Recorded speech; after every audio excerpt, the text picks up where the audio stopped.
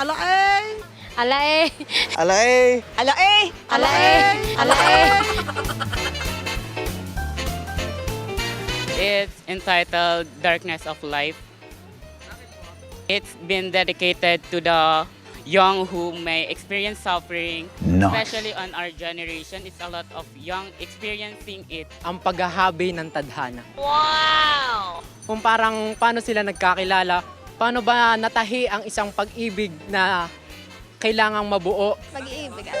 Dahil para po sa kanya, sa panahon ngayon, madami po talagang mga Gen Z na nag-iibigan. Kaya doon po sa librong yon, parang gusto ko pong ilagay ang tunay na kahulugan ng pagmamahal. Siguro po inspired siya dun sa The Man Who Can't Be Moved po. Bakit ba? Nahirapan po ako dun mag-move on from my past relationship.